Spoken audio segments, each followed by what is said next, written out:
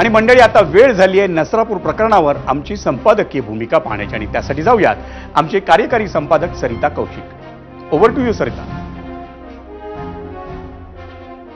धन्यवाद विजय. नसरापूर प्रकरणात जसा जलद गतीने तपास झाला तसाच तपास सगळ्या अशा केसेसमध्ये झाला तर आम्हाला आनंदच होईल असं निरीक्षण जरी कोर्टानं केलं असलं तरी हे शक्य नाही हे पण त्यांनी मान्य केलंय.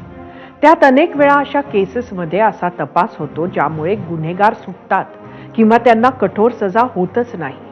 त्यामुळे आज नसरापूरच्या ह्या लहानशा मुलीचा अतिशय क्रूरतेनं केलेला बलात्कार आणि हत्येला राज्य शासनानं ज्या गांभीर्यानं घेतलं त्याच तत्परतेनं पोलीस यंत्रणेनं तपास सुद्धा केला आणि न्याय व्यवस्थेनंही निकाल खऱ्या अर्थानं फास्ट ट्रॅक शब्दाला सार्थक करत दिला.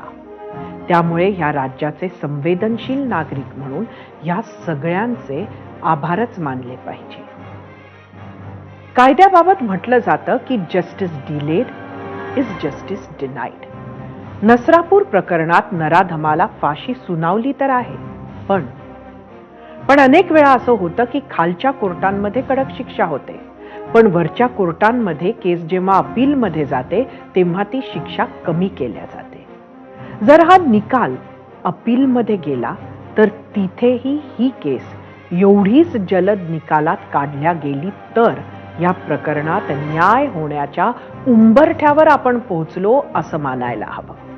आता न्याय मिळण्याचा उंबरठा असं मी का म्हणते ते ह्यासाठी कारण मृत्यूदंड मिळालेले आपल्या देशात 550च्या घरात गुन्हेगार आहेत.